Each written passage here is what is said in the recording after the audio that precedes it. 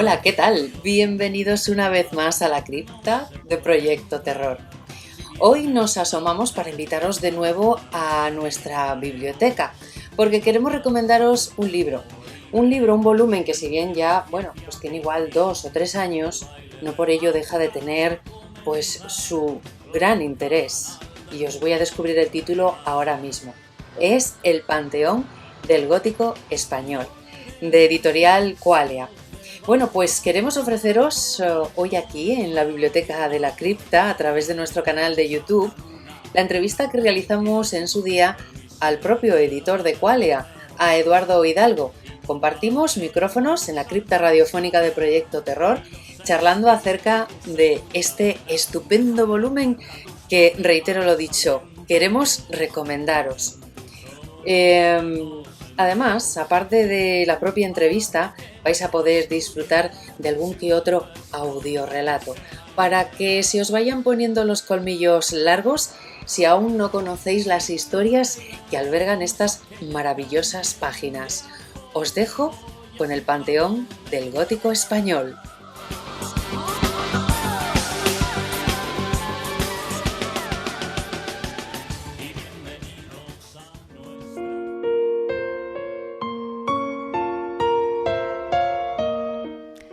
Aún no había expirado, debilitándose de eco en eco la última campanada. Todavía se escuchaba su vibración temblando en el aire cuando los doseles de granito que cobijaban las esculturas, las gradas de mármol de los altares, los sillares de las ojivas, los calados antepechos del coro, los festones de tréboles de las cornisas, los negros machones de los muros, el pavimento, las bóvedas, la iglesia entera comenzó a iluminarse espontáneamente, sin que se viese una antorcha, un cirio o una lámpara que derramase aquella insólita claridad.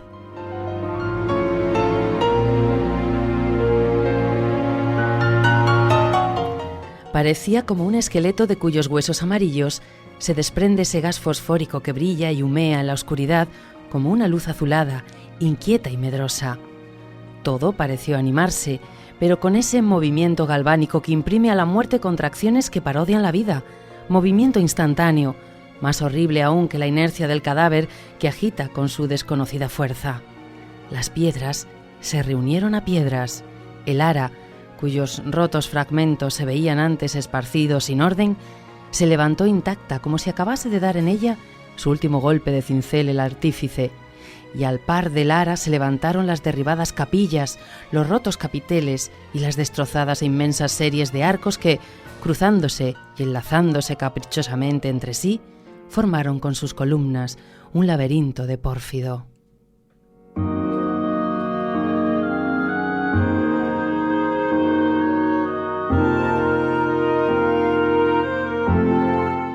Una vez reedificado el templo, comenzó a oírse un acorde lejano que pudiera confundirse con el zumbido del aire, pero que era un conjunto de voces lejanas y graves que parecía salir del seno de la tierra e irse elevando poco a poco, haciéndose cada vez más perceptible.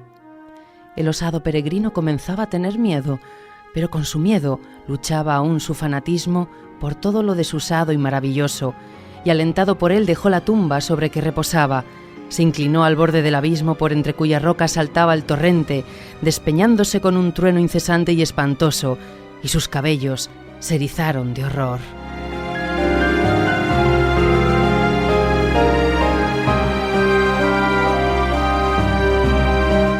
Mal envueltos en los jirones de sus hábitos, caladas las capuchas, bajo los pliegues de las cuales contrastaban con sus descarnadas mandíbulas y los blancos dientes las oscuras cavidades de los ojos de sus calaveras, vio los esqueletos de los monjes, que fueron arrojados desde el pretil de la iglesia a aquel precipicio, salir del fondo de las aguas y, agarrándose con los largos dedos de sus manos de hueso a las grietas de las peñas, trepar por ellas hasta tocar el borde, diciendo con voz baja y sepulcral, pero con una desgarradora expresión de dolor, el primer verso del Salmo de David: apiádate de mí, Dios, según es grande tu misericordia. Oh, what senseless thoughts are frozen in loneliness. Faster and faster we're spinning in circles, imprisoned in pain, floating without sound. Did in the mist aimlessly wandered in a rut, or said I say with lots of you, did souls without rest the grace. Bien, queridos, pues aquí estamos reunidos en nuestra biblioteca particular porque vamos a hablar del gótico, pero no un gótico cualquiera, el gótico español. Y para ello nos adentramos en su panteón, con una antología de castillos sombríos, espectros, diablos y pesadillas. Un maravilloso libro que podéis encontrar en la colección Mundo Móvil de Qualia Editorial.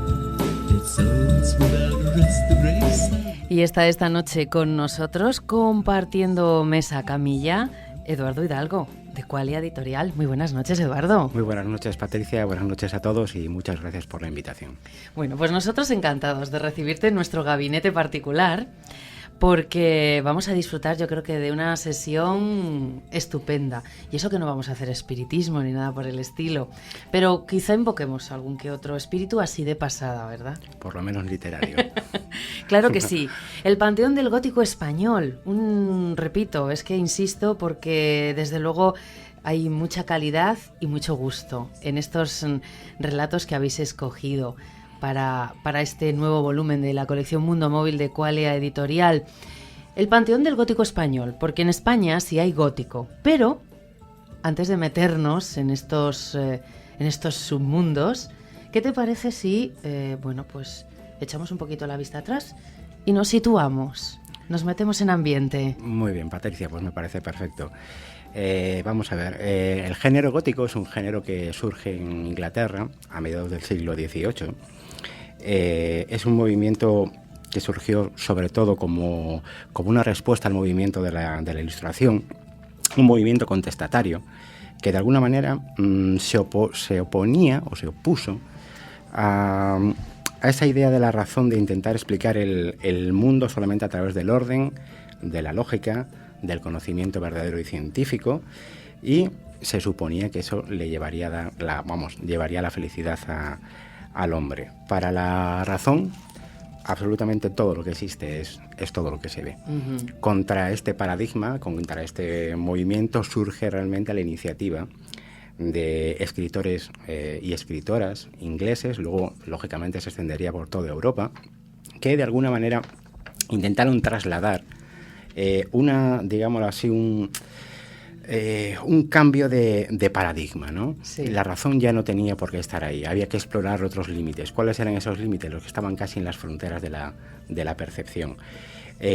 Vuelve el gusto por lo siniestro, vuelve el gusto por lo sobrenatural, por los fantasmas y sobre todo por la faceta más oscura de la naturaleza humana, ¿no? Argumentos, personajes y atmósferas se retoman de leyendas populares de la Edad Media y de alguna manera se plasman en el papel con la única intención de transmitir el horror, la conmoción y desde luego el miedo al lector. Uh-huh.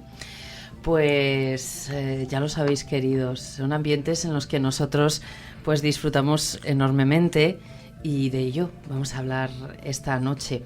Con estos precedentes, bueno, pues de alguna manera era lógico que también a España llegase el gótico, porque hago de nuevo ese inciso, ¿no? E insisto en ello, porque a pesar de que mucha gente piense que todo ha venido de fuera, que sí, ¿vale? El gótico nos ha llegado influenciado por grandes artistas y por grandes escritores y el arte, por supuesto, en general. España también ha tenido escritores de renombre, además, que a su vez también han sido influenciados por esos artistas y que han dejado un gran legado. Sí, esto ya lo denunciábamos, entre comillas, denunciábamos un poquito, en la antología que sacamos anterior del cuento fantástico. Realmente la historiografía oficial no contempla realmente una corriente gótica en España. Nosotros habíamos sacado una antología fantástica y realmente con estos... Muy recomendable, por cierto, también.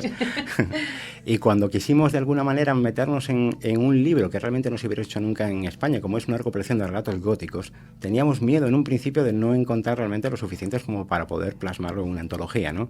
He aquí nuestra sorpresa cuando nos damos cuenta de que no solamente hay relatos de enorme calidad dentro del género español, sino que además los hay en abundancia. De hecho, esta antología, por ejemplo, que hoy presentamos aquí, tiene 15, que de alguna manera hemos intentado, desde el primero, que es de 1825, José de Urkullu, hasta el último, que es de Emilia Pardo Bazán, de 1905, ofrece una panorámica de 80 años dentro de lo que es el género gótico en España. 80 años es más, mucho más, del tiempo de vida que tuvo el género gótico, por ejemplo, en Inglaterra. Ajá. Ah, bueno, o sea que encima, de alguna manera, hemos batido algún récord que otro, ¿eh? Sí, llegamos, y como siempre llegamos tarde, porque Ajá. siempre nos ocurre lo mismo. Ya antes lo comentamos un poquito fuera de micro. Vamos a ver, en el siglo XIX, principios del siglo XIX, todavía la mayoría de las capas sociales de nuestro país seguían perviviendo las costumbres prácticamente medievales, ¿no? Por ejemplo, costumbres ancestrales, creencias en la magia, creencias en las artes adivinatorias, en la alquimia, muchos rituales paganos. Sí. El siglo de las luces, que tanto iluminó Inglaterra, aquí en nuestro país dejó bastantes sombras que quedaban todavía sumidas prácticamente en una idiosincrasia medieval.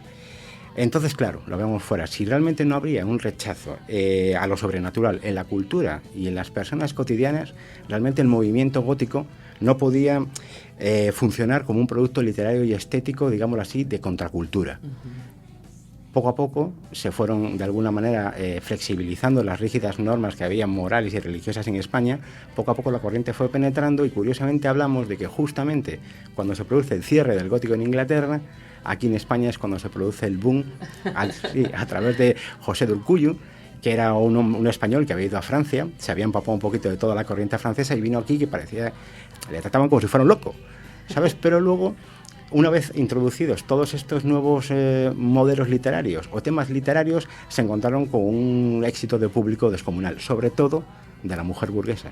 Ajá, que es eran una especie de groupies de la sí, época. era una especie de groupies y realmente no solamente abrieron este tipo de género y en España, sino también, por ejemplo, en Inglaterra. Uh-huh. Bueno, yo creo que esa figura de la mecenas, en este caso, yo creo que siempre ha acompañado a grandes escritores, en este caso malditos, ¿no? Porque ahora mismo así me viene a la mente pues el caso de Poe, ¿no? Que siempre tuvo alguna que otra falda detrás y manteniéndole, ¿no? Sí, cherche la femme, que se dice, ¿no? Sobre todo en estos temas y en esas épocas. Uh-huh.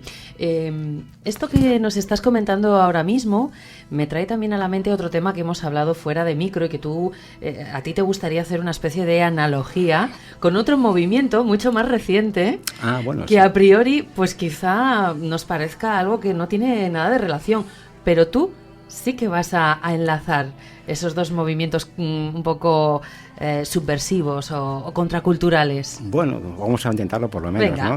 Es que me ha parecido muy interesante porque nunca lo había visto de esa manera. Bueno, vamos a ver. Yo he pensado muchas veces, hay que poner un poquito en contexto a la situación, ¿no? El género gótico surge en Inglaterra en 1764. Con el libro de Horace Walpole, El Castillo de Otranto. Maravilloso libro. Hay dos anécdotas importantes del señor Horace Walpole. Patricia me ha dicho antes que tiene un castillo maravilloso que yo no había visto en Inglaterra, o sea que recomiendo entrar en internet pues y verlo. Sí, además es que ahora mismo no me viene a la mente el nombre del castillo. Y mira que lo he estado mirando el otro día, lo he visitado virtualmente, porque tiene su página de Facebook y es un monumento en Inglaterra. Y puedes, pues si estás en Londres, darte una vueltecita, entrar como a cualquier museo y disfrutar e imbuirte de la esencia de Walpole, ¿no? Y es, pues una gigantesca mansión blanca. O sea, tú la ves en mitad de esa campiña y es blanca, reluciente, ¿eh? Así que, habrá sombras, pero están dentro. Desde luego en el exterior, no. Pues las sombras están dentro y el señor Horace Walpole, que era joven, que según parece el argumento del libro se lo sugirió un sueño, era además hijo del primer ministro británico, creó una obra que hoy en día, digámoslo así, tiene ya un poquito el regusto de lo antiguo, ¿no? Ha perdido un poquito de fuerza, es lógico, pero sin embargo tiene la fuerza y el valor de lo inaugural, ¿no? La mayoría de los temas que aparecen en esta obra de Walpole luego se reproducen a lo largo del gótico, no solamente en España, sino en Inglaterra y en el resto del del mundo. Sí, digamos que fue uno de los que puso las bases, o parte de las bases de lo que luego fue el gótico, ¿no? Las bases conceptuales, hay una inocente princesa, hay un castillo, hay monjes, hay sucesos sobrenaturales, etcétera, etcétera. Y yo, claro, muchas veces supongo que esto fue como un boom, ¿no? Como un torpedo dirigido directamente a la línea de flotación de una sociedad puritana, racional, educativa. Y hablábamos antes que realmente este movimiento del gótico debió ser muy parecido a la contracultura norteamericana del siglo XX, el movimiento hippie. No sé, me parece que tuvo una persona que estuviera leyendo ahora mismo ese libro en las manos, vamos, en esa época, tendría que tener la misma sensación, supongo, que la primera vez que alguna vez entramos a ver una película en 3D, que te echabas un poquito para atrás, ¿no? Tenía que ser una sensación de absolutamente deslumbramiento, ¿no? Y sobrecogimiento. Ese salto que de alguna manera tenemos que hacer para poder valorar las obras a su tiempo, yo creo que la obra de Walpole la merece. Luego además inaugura una corriente que siguen Batek, esto lo estoy leyendo porque no me suelo acordar de ello, Batek de William Beresford en el 1786, Los misterios de Udolfo, El monje, escrito por Matthew Lewis, que era un chico de 18 años y curiosamente la trama transcurre en Madrid. También lectura recomendada. Lectura muy recomendada. También las lecturas de Anne Radcliffe, que es una de las muchas mujeres que cultivaron el gótico en Inglaterra. Y de alguna manera el gótico como tal, conocido en Inglaterra, se cierra con dos obras. Melmoth el Errabundo, 1820, que luego veremos que también tiene un cierto nexo con uno de los títulos que comentaremos luego que aparecen en el panteón del gótico español, y desde luego 1818, que es una de las obras cumbre del gótico y desde luego una de las obras cumbres de la literatura universal, que es, como no, Frankenstein.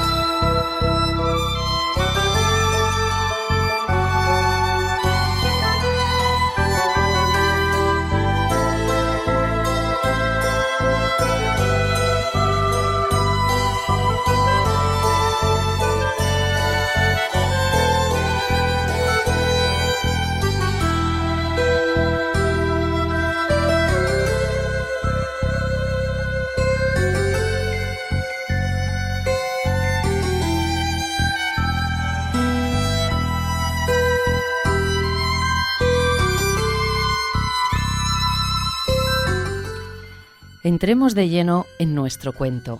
No hay calle en la villa donde no se encuentre una tienda con un letrero que dice «Cajas y hábitos para difuntos».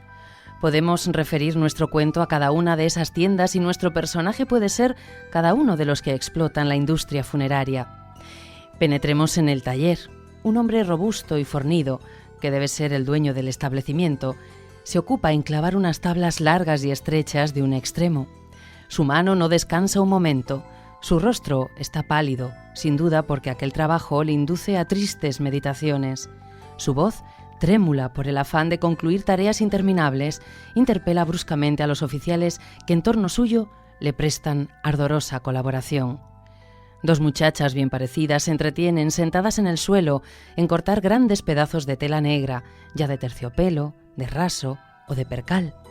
Tres chicos se enredan en el suelo y el más pequeño se cubre con un retazo de paño negro, ahuecando su tierna voz de una manera encantadora para asustar a sus dos hermanos que al verle se mueren de risa. Ya juegan al escondite y el más travieso se oculta en una caja concluida, cuyo recinto repite con eco extraño sus infantiles risotadas. Los unos chillan, revolotean en torno a aquellos aparatos de muerte con la misma alegría que si estuvieran en el más bello jardín. Esto no es extraño, porque lo mismo revolotea la mariposa junto al rosal que junto al ciprés, y los mismos nidos fabrica el pájaro en el balcón cubierto de enredaderas que los detalles góticos de un panteón.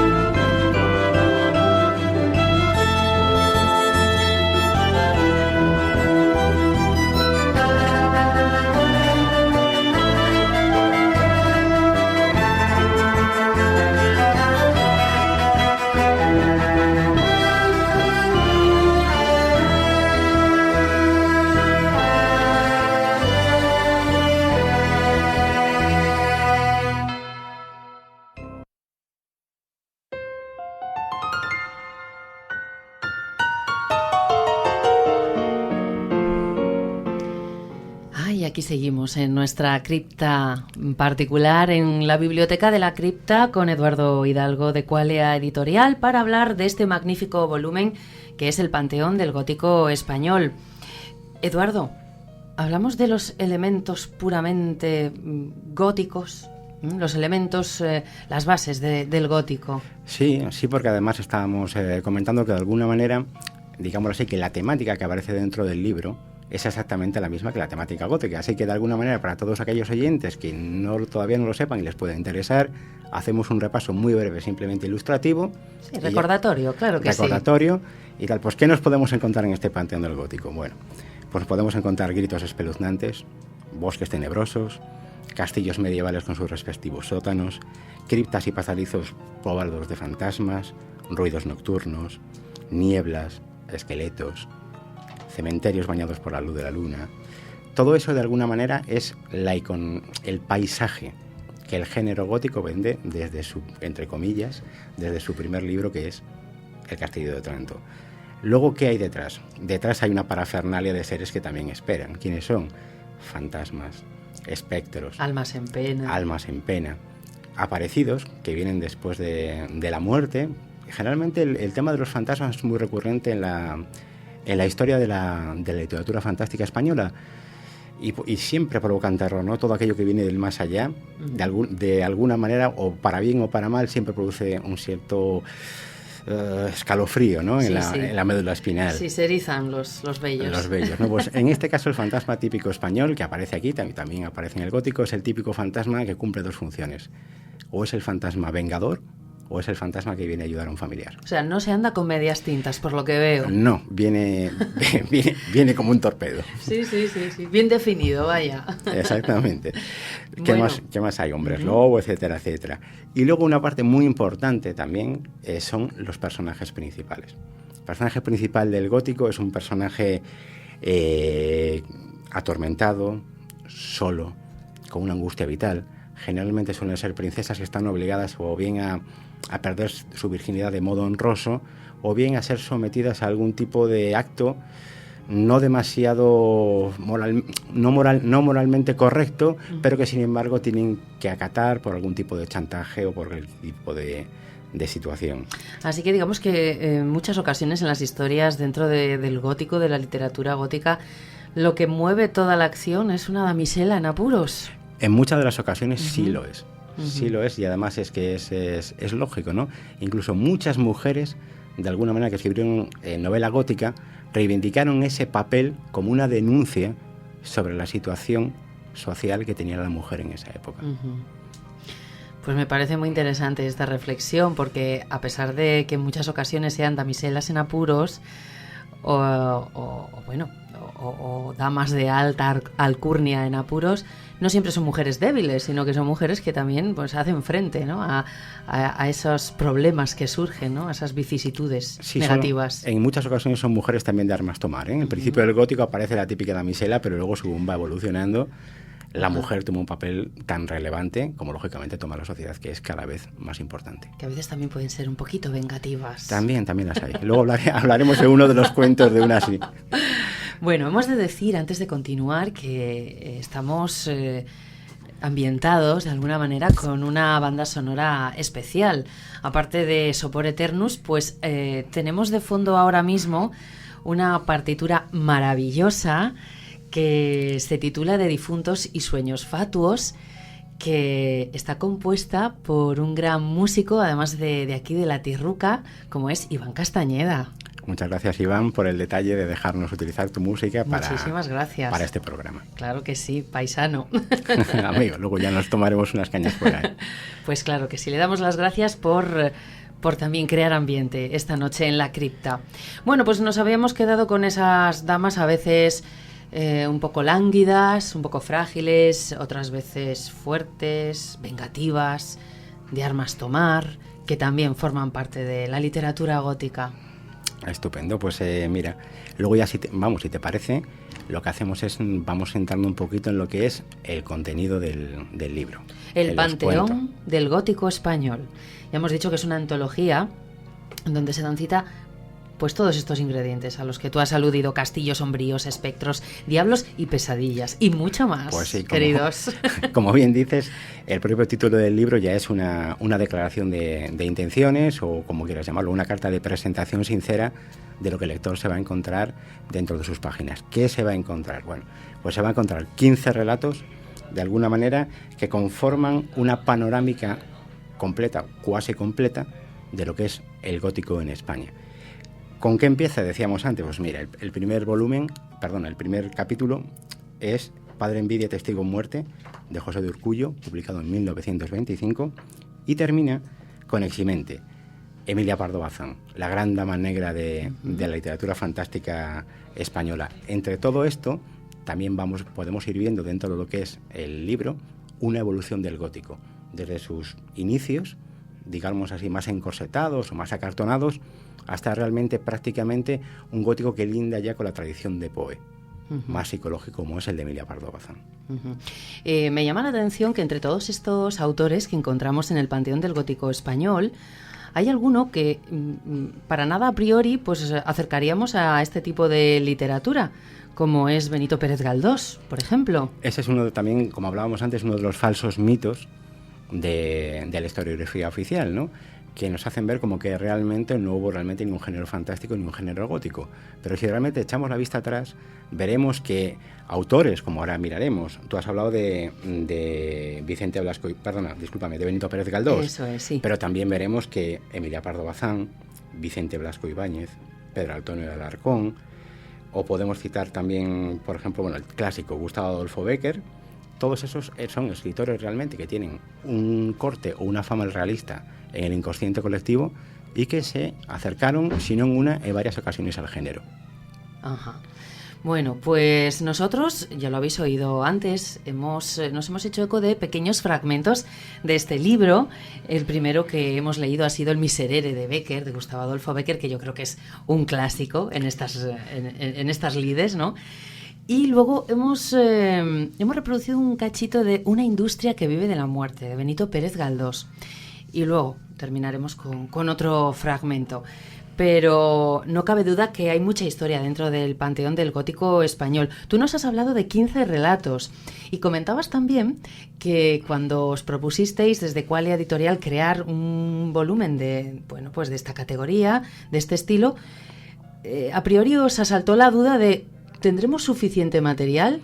Pero me parece que luego ha ocurrido todo lo contrario, que habéis tenido que escoger, habéis tenido que hacer una criba, pues bueno, dejando fuera de esta selección autores y relatos realmente interesantes. Claro, pero es que había unas lógicas limitaciones de espacio. No podíamos sacar un libro de 1000 páginas. No tipo enciclopedia. No tipo enciclopedia. Porque es muy poco práctico para llevarlo en el bolso, entre otras cosas. Pues sí. Entonces dijimos, bueno, pues vamos a ponernos con ello. Y como hablamos antes, encontramos realmente una gran colección de cuentos, pero si te digo con la mano en el corazón, realmente yo creo que todo lo que son los elementos del gótico, temas, situaciones, argumentos, todo eso, de alguna manera, que tenemos en nuestra cabeza, ¿no?, relacionados siempre con el gótico, aparecen en esta selección. Hemos intentado que sean nombres ilustres, que cada cuento, cada relato que viene dentro sea válido por sí mismo, es decir, que pudiera haber sido publicado independientemente y conformar, como te he dicho antes, desde el primero de 1825 hasta el último de 1909, un recorrido prácticamente en tren por todos los vericuetos de este gótico nuestro tan querido, nacional y tan desconocido. ¿Creéis que de alguna manera habéis puesto las cosas en su sitio? Me explico. Todos estos autores han ido existiendo a lo largo de los años y bueno, quizá en su momento algunos que se adentraban en estos territorios sombríos, pues quizá eran tildados de extravagantes o se les miraba un poco raro desde los ámbitos culturales, ¿no?, de la época o intelectuales. Y vosotros habéis llegado ahora a un punto en que habéis cogido a todos estos autores y sus relatos y los habéis integrado en este volumen. De alguna manera era como eso, ponerles en su sitio, en el correcto camino para demostrar que en nuestro país verdaderamente hay un gótico. Hombre, vamos a ver, la mayoría de los escritores que aparecen aquí ya tenían fama por sí mismos. La idea, la idea no era tanto ellos, sino por el propio género, ¿no? De alguna manera, yo creo que muy pocas veces se había hecho una compilación estrictamente gótica. Yo al menos nunca la había visto, ¿eh? Han salido muchas recuperaciones de literatura fantástica excelentes en muchas otras editoriales, pero este pequeño gesto, que es nada más un proyectillo pequeño, que es coger X cuentos y colocarlos en una antología únicamente gótica, yo creo que no existía.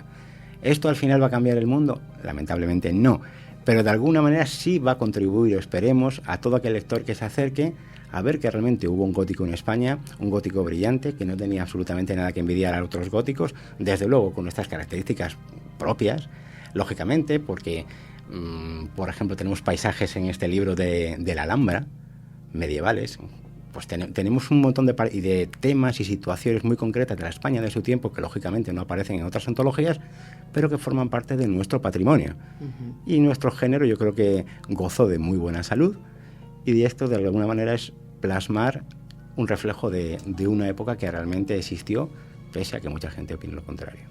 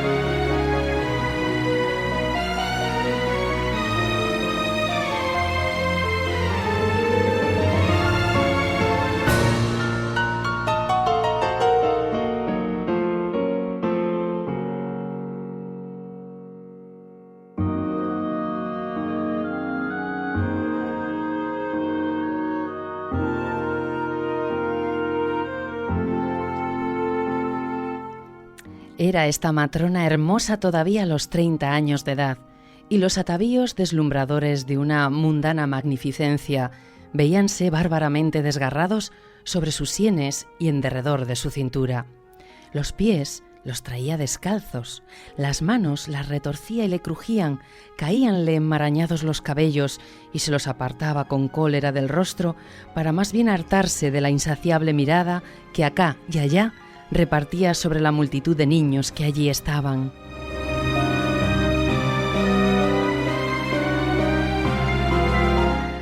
Apiñáronse al verla todos los niños vivos y enlazaron los unos con los otros sus manos pequeñuelas.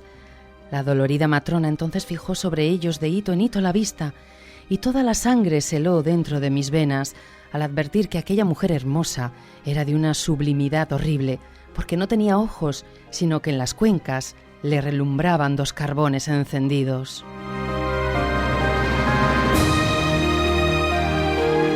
La matrona arrancó un grito histérico de esos que asustan el corazón del hombre y dijo después: «Hijo mío, ¿dónde estás?». Los niños respondieron todos a un mismo tiempo: «Nosotros somos tus hijos». Y soltando sus manos, fueron los vivos en busca de los muertos, de los que agonizaban y de los que no podían valerse, y los presentaron a la matrona, rodeándola por todos lados, y dijéronse: «Hermanos somos, nuestra madre nos dará su calor, y nuestros labios saborearán su leche. Alegrémonos, el regazo de nuestra madre viene a arrullar nuestros sueños y a revivir a los moribundos».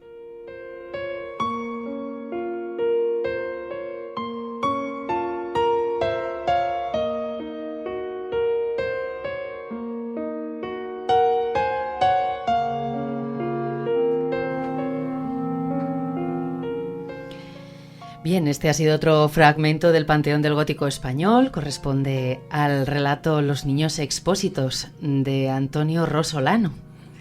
Y de entre todos estos relatos, de estas 15 historias, yo sé que va a ser muy difícil y aquí va esta gran pregunta, la pregunta del millón, Eduardo. Venga. ¿Cuál nos recomendarías? Porque al ser relatos individuales, siempre podemos coger, abrir una página, abrir el libro por cualquiera de ellas y comenzar un relato nuevo. Bueno, pues mira, vamos a ver, sobre todo por tema de afinidad de lo que es el gótico, yo recomiendo dos relatos, que me parecen extraordinarios. Uno es menos conocido, el autor se llama José Soler de la Fuente, se llama Los maitines de Navidad.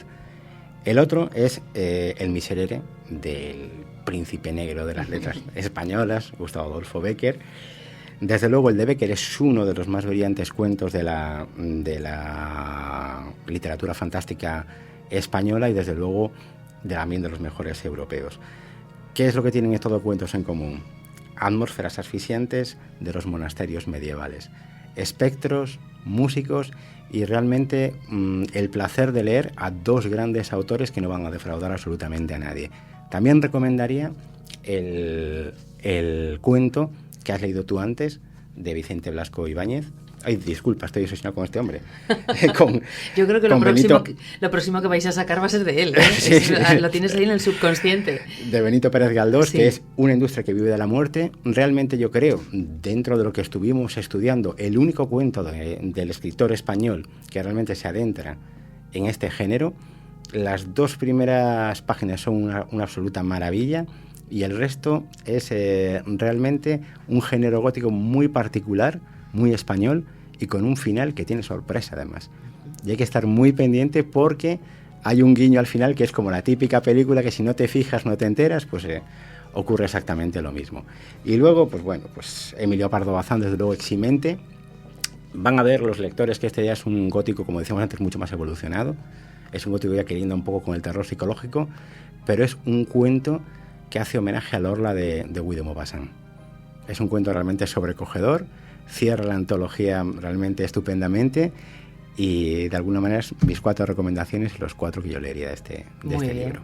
A priori, porque después hay que leer el resto de esos relatos, ¿no? Los 15 de el Panteón del Gótico Español, que os recomendamos encarecidamente, queridos, para disfrutar de algo que nos encanta y que nos deleita. Una antología fabulosa de castillos sombríos, espectros, diablos y pesadillas. Bueno, llegados a este punto, y además en la fecha en la que estamos, Eduardo, hace poquito ha pasado la Feria del Libro. Uh-huh. ¿Y qué tal aceptación ha tenido este volumen? ¿Le habéis tenido presente en la feria? Sí, el libro ha estado presente en la feria también. Con el resto de vuestros en la hijos literarios, por supuesto. Ha estado en la feria de Santander, perdón, en la feria de Madrid también está ahora. Uh-huh. Aquí ha tenido realmente un éxito, vamos a decir, éxito siempre entre comillas para lo que es una editorial minoritaria como somos nosotros. Uh-huh. Que dejémoslo claro, que somos una editorial pequeñita y modesta. Pero de alguna manera yo creo que la edición que hemos sacado, que la sacamos realmente con un poquito de optimismo, está prácticamente terminada. ¡Bravo! Bueno, es realmente cuando ofreces realmente algo que no lo hay y realmente lo que hay dentro, pues de alguna manera suscita un poquito el interés, pues puedes tener esa tal. Uh-huh. Pero no es un bestseller ni nada de eso, ¿eh? Bueno, el blockbuster ya llegará. Bueno, pues Eduardo Hidalgo, de la editorial Coalia, muchísimas gracias por acompañarnos, por visitarnos aquí en nuestra cripta particular. Ya sabes que siempre eres bienvenido a nuestra cripta radiofónica cuando quieras. Y nada, te deseamos tanto a ti como a tu colega Jesús, pues una senda llena de sombras y de éxitos. Muchísimas gracias. Amables sombras, por supuesto. Por supuesto. Muchas gracias, Patricia. Buenas noches a todos y nos vemos en la siguiente.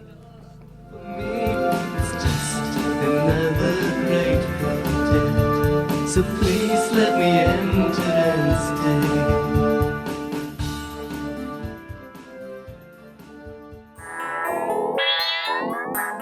Escucha los podcasts de Proyecto Terror en nuestro canal de iVoox.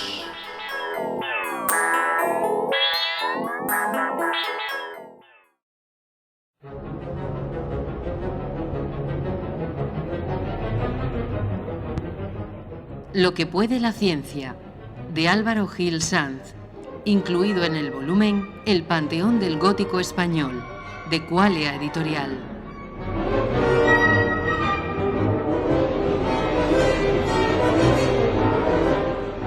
Mar insondable son los deseos del hombre.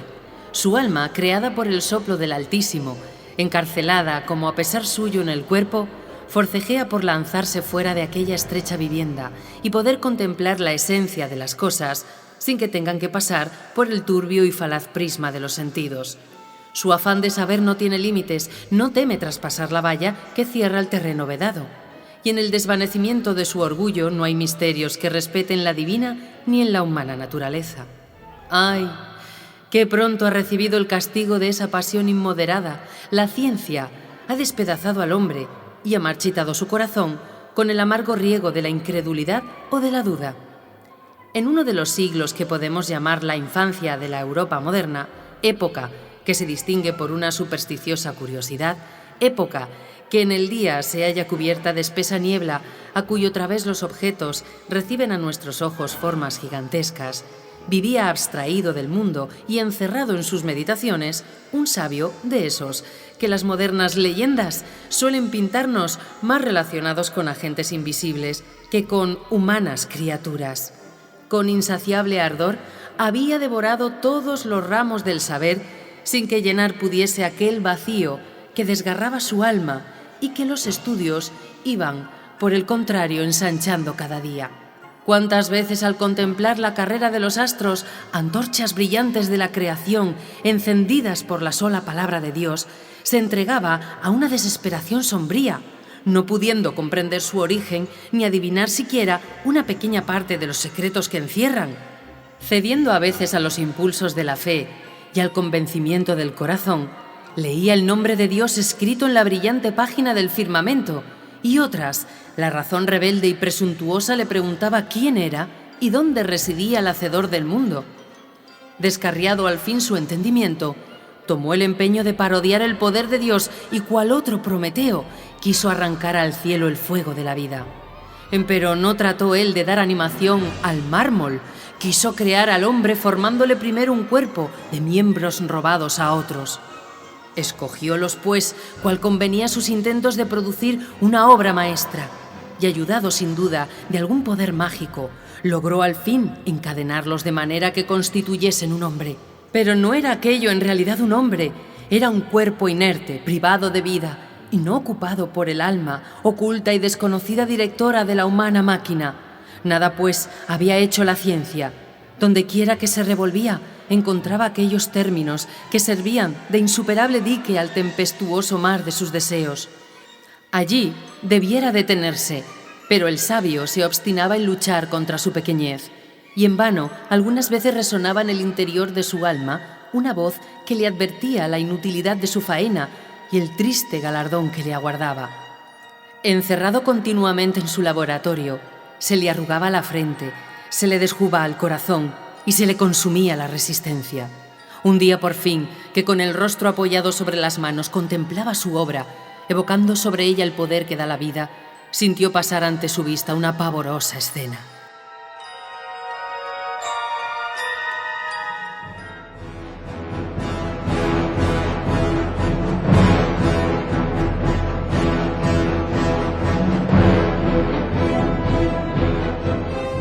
Por los miembros de aquel cuerpo tendido a su presencia, corrió un temblor nervioso, como si estuviesen agitados por la fuerza galvánica. Los ojos de aquel rostro se entreabrieron. Un resplandor fosfórico partió de ellos y el cadáver se levantó ya con vida. La ciencia ha triunfado, mas ¿por qué el artífice que a precio de tanta fatiga ha producido la obra retrocede horrorizado? Crispados los nervios, erizado el cabello y latiéndole el corazón con desusada violencia, el nuevo ente que su saber ha creado se adelanta hacia él, y a cada paso que da se hiela de pavor la sangre del sabio. Aquellos labios, hasta entonces mudos, se entreabren y pronuncian palabras que le desgarran el corazón, a pesar de que no las comprende. Siente rodear su cuello unos brazos de hierro, y cuando aquellos brazos le soltaron, el sabio cayó sin vida sobre el pavimento.